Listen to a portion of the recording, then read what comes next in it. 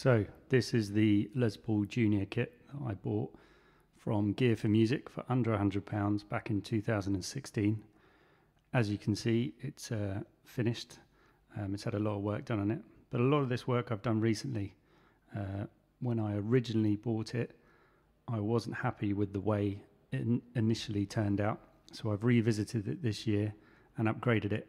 But before we look at what I've done, let's go back and see what it was like originally.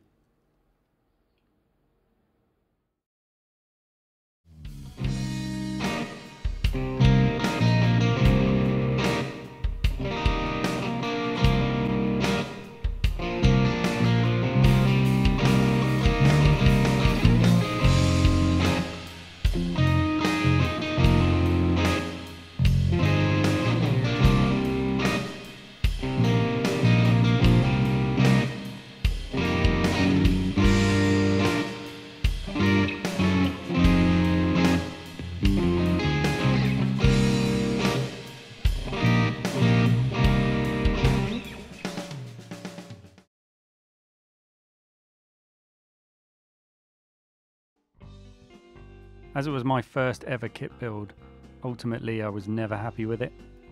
So I began by taking it back to kit form. I separated the body and neck, then I removed all of the cheap hardware that would eventually be replaced, along with a single ply pick guard. This basically gave me a blank canvas to work from. I sanded off all of the original dark stain finish, which actually took a very long time to do. I wanted a more natural look, and so would eventually finish it in pure tung oil. The headstock was reshaped from the original paddle style. I decided to do something non-symmetrical for a change and make it more unique and eye-catching. None of the cavities were shielded in the original kit, so I shielded them out with foil tape to try and reduce some of the hum and noise.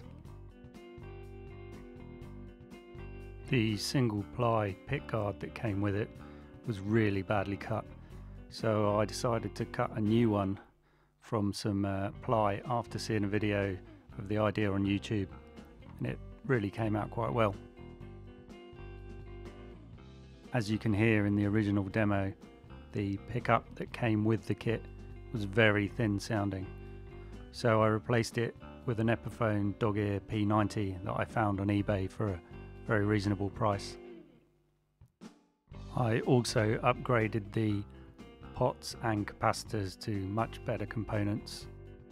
Once it was all back together, I restrung it with legacy strings, which I hadn't used before, but I thought I'd give them a try. Overall, it's now a much better sounding and looking guitar than it was, but these are cheap kits. The wood is very soft. The frets and the nut are obviously cheap, and it shows.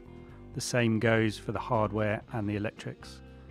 But for under £100, it's a good starter project for someone who wants to get into kit building, and I'm quite happy with it.